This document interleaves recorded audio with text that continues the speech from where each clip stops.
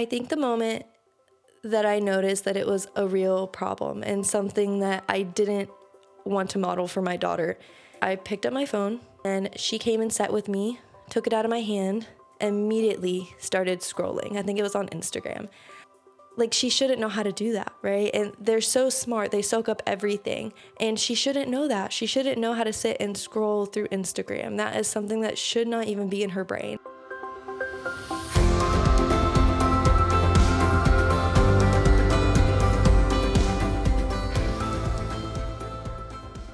Hi, Hustler fam. Welcome back to the Stay Home and Hustle podcast. I'm so excited to have you guys here. This was an episode that has been swirling around in my head all week because it's something I've actively been working on every single day of the week. And so I've been really, really excited to record it. But the schedule this week has just not been cooperating. There's been so much going on. My husband's work schedule was way busier than we expected. And so things have just been moved around, and here we are, finally recording it. I'm hoping that the topic of today is something that you guys don't struggle with as much as I struggle with it.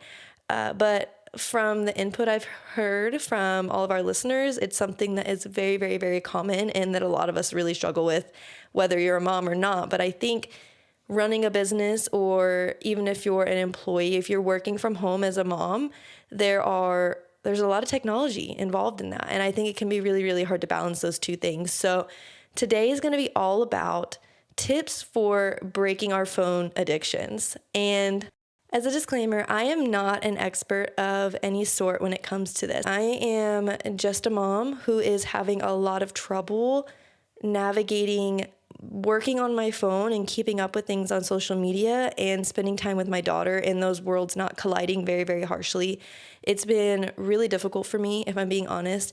I really do love words of affirmation. It's one of my love languages, and I think that plays into this addiction a little bit harder. I have to be looking at my phone. I want to see if I post something, I want to see, are people interacting it? Are people sharing it? Did it do well? Was the work worth it? Especially, I just created a Facebook group for this podcast. So just side note, if you want to join our Facebook group, the link will be in the description. But I just made a Facebook group and I'm posting things and people are commenting and I want to reply in a timely manner.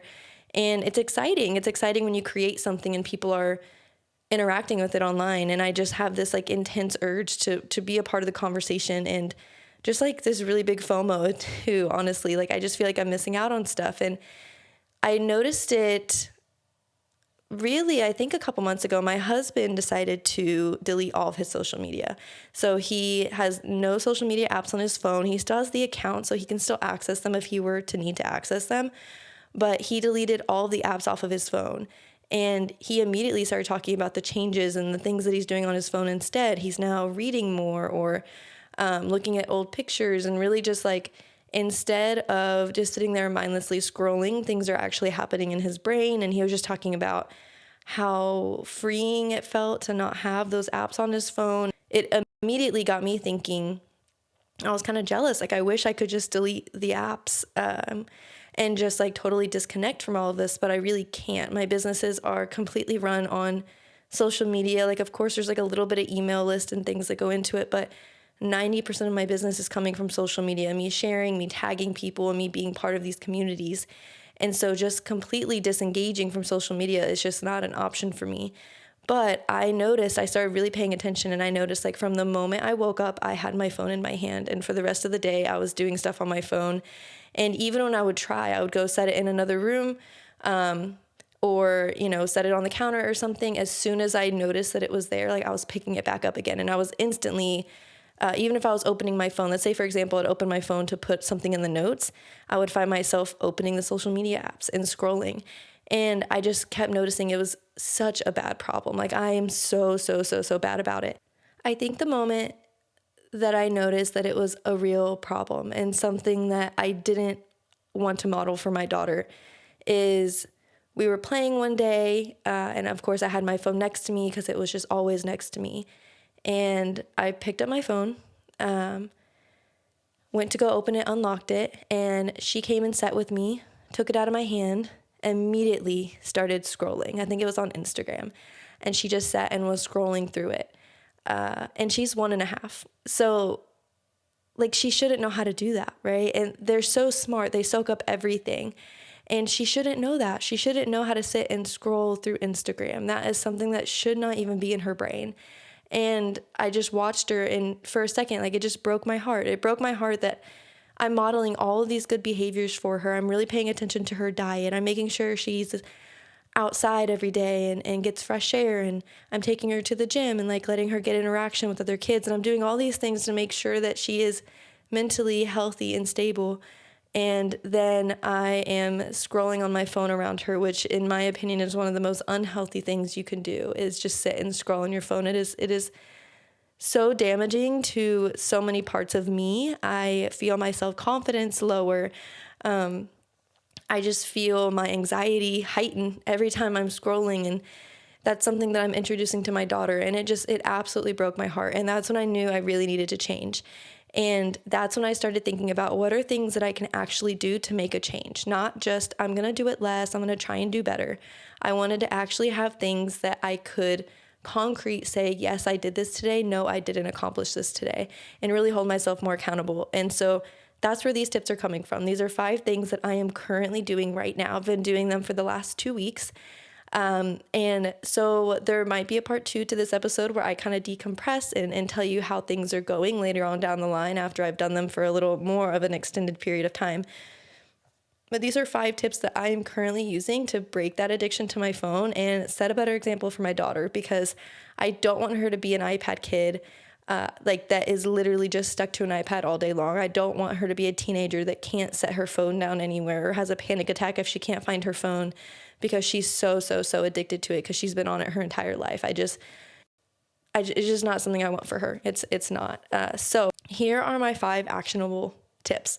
I'll start with tip number 1, which is charging my phone away from my bed. So I just started this one recently, a little more recently than the 2 weeks. But my phone charger, I don't have a nightstand next to my bed. So I was charging my phone and it was literally sitting on my bed underneath my pillow. I would wake up in the morning, first thing, check the time, and immediately my brain would just start scrolling. Open it up, check my messages. If I had, text messages or stuff from Instagram or stuff from Facebook, I immediately start scrolling and wanting to reply. And like my brain starts going just based off of this stuff. Like I'm already deep in it. And it's the very first thing I'm looking at when I wake up. And I absolutely hated that when I thought about it. When I really was reflecting on what things I need to change, I was like, I cannot believe I'm starting my day like that. And so now I charge my phone away from my bed. And it has really been a game changer because honestly, I'm charging it pretty far from my bed. So when I wake up in the morning, I get Haley and we go hang out in the living room and I don't even see my phone at all. Like it would be inconvenient for me to go get my phone and go sit with her. So it's a really easy way for me to not even be tempted in the morning because I'm getting her and I'm sitting out in the living room and my phone is now still in my bedroom away from my bed. Okay, tip number 2 is putting your phone in sleep or do not disturb or work mode, one of those modes that you have. I'm an iPhone user, so I only really know that this is on iPhone, but I assume Android has something similar. But putting your phone in a do not disturb mode helps you filter what you see throughout the day, right? So I have my phone on sleep mode for the majority of the day. Like I think it's in it till 11 a.m. and then at 6 p.m. it goes into sleep mode.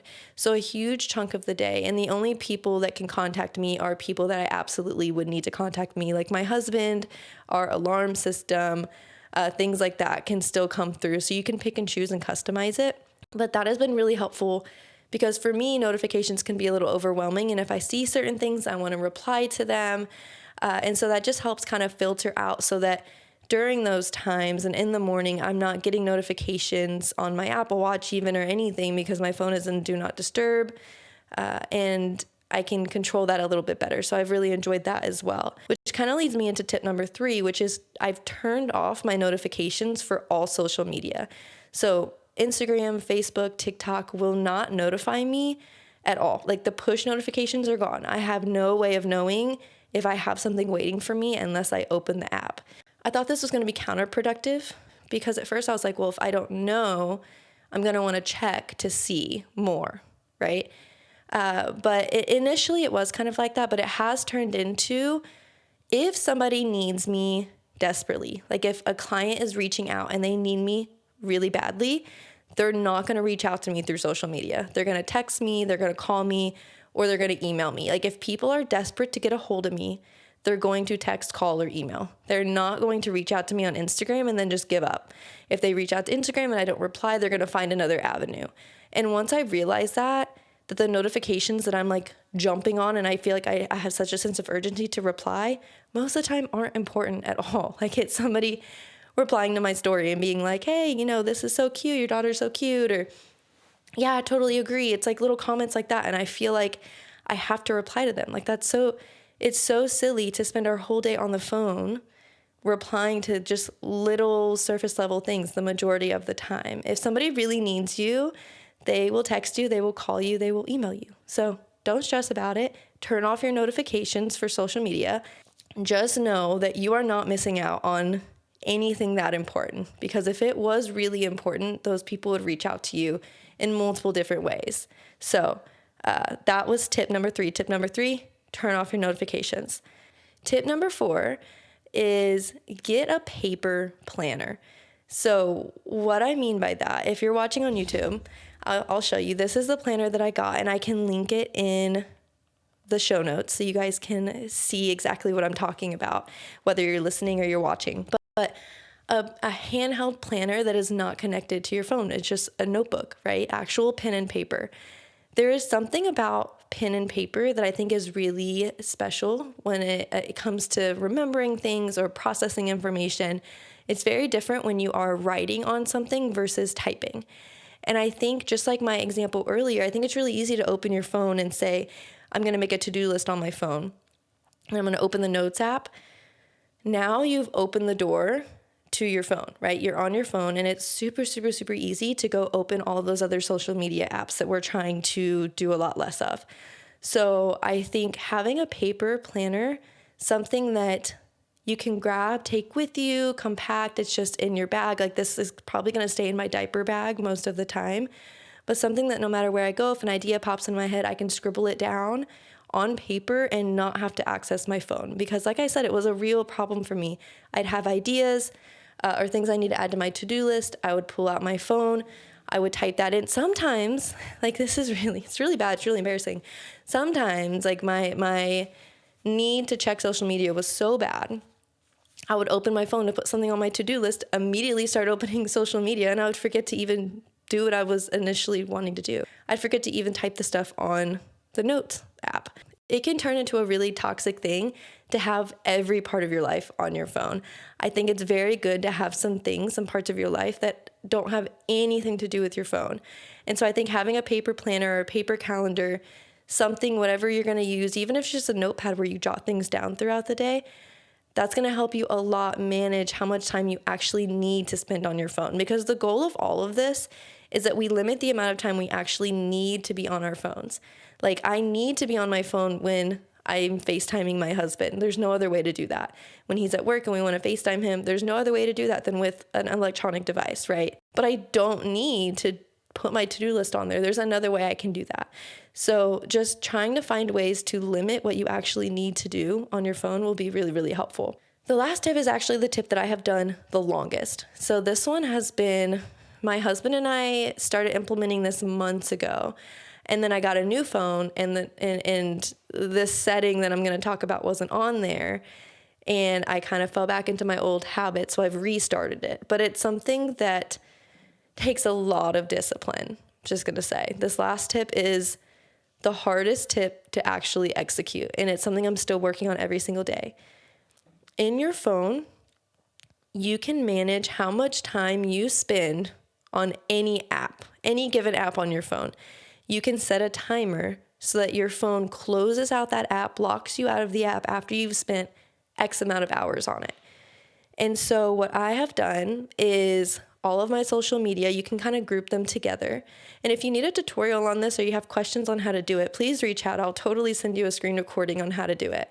If you're watching on YouTube, I will put a little video on the screen so that you guys can watch as I talk through this process. I can show you the steps to do this and exactly how I did it. So you go into your settings, and I believe it's under screen time, and you choose which apps you want this time limit to apply to. And so I've chosen all of my social media apps, so TikTok, Instagram, Facebook. And I've set it to where I can only spend an hour a day total on all of those apps. So you can, of course, manage this and change the time depending on what works best for you.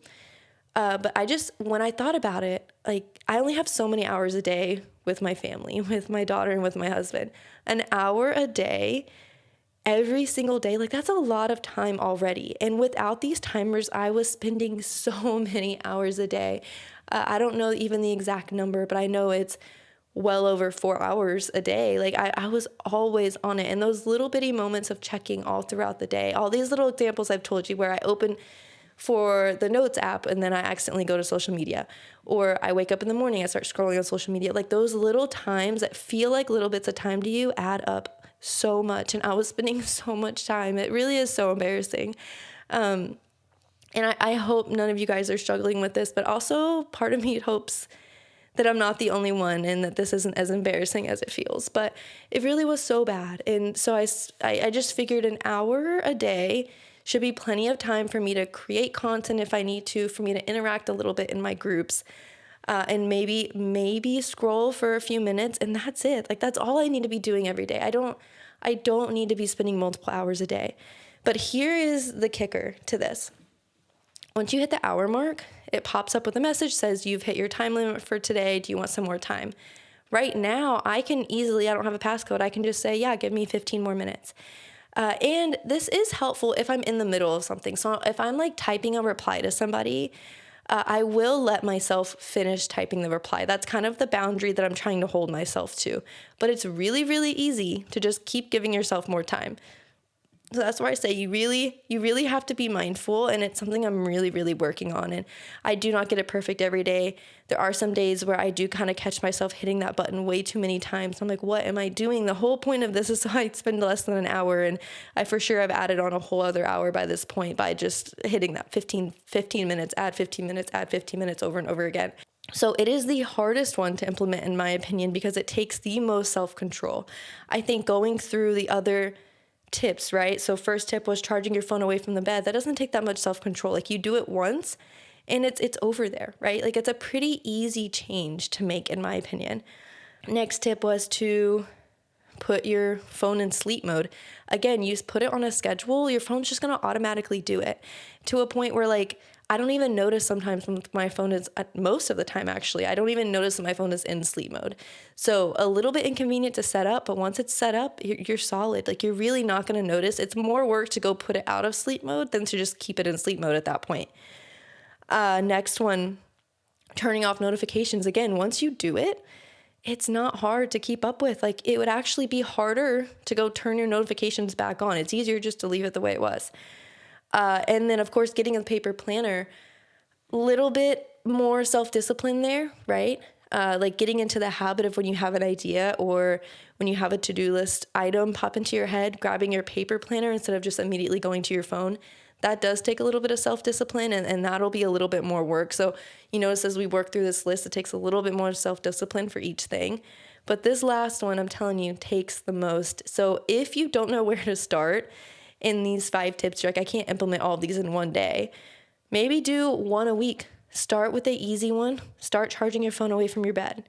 And then move through the list and add on as soon as you feel comfortable. Because this last one really does take the most. But on the flip side, I think putting the timers on has made the biggest difference overall for me. Because it has made me very, very mindful of how much time I'm spending on my phone, because in the back of my head, I'm thinking, I have a timer. I only have an hour. So me sitting here and scrolling is going to take up time that I have to create content. It's going to take up time that I need to go message people and to interact in my groups. So like, I'm not going to spend my full hour scrolling at a time that really isn't even a good time to scroll, right? Like, let's say you don't really need to interact on social media. You just need it to scroll. Why would you waste it in bed in the morning instead of waiting for maybe when you're rocking your baby to sleep and you need something to do, or when you're pumping, or when you're nursing, right?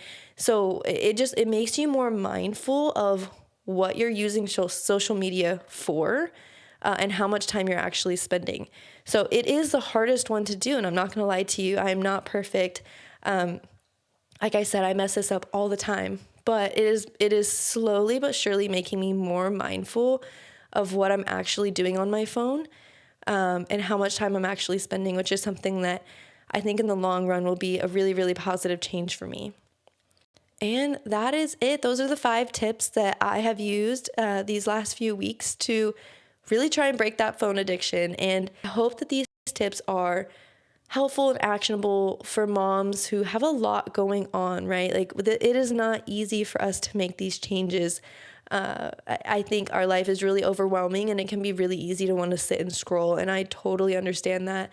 But I think too much information is really, really overwhelming for our brains. And I think it causes so much more anxiety than you probably even realize. So all that I ask all of you is to give it a shot. At least one of these tips. Try and give it a shot. Try and limit that screen time, because our kids are watching every single thing that we do.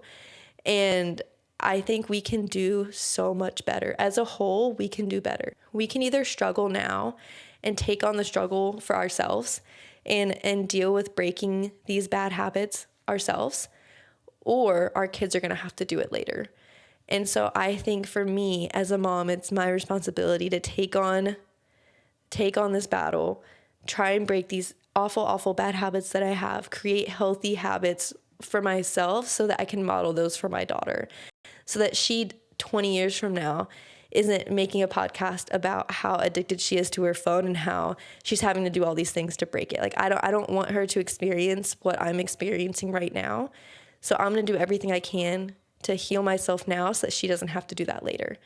And so I encourage you all to do the same. And again, I know that it's not easy and you might need some support.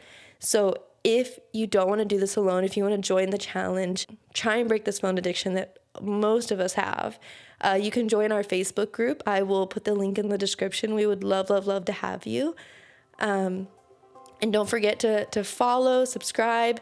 If you are loving these episodes, please leave a review. It's such a wonderful way to support us and let me know that what we're doing is having a positive impact on you. All the messages I've been receiving from people telling me that this is something they've been waiting for, it makes me so happy. So thank you all so much for being a part of this community. And that is it. Again, thank you so much for being here, and we'll see you next time. Bye.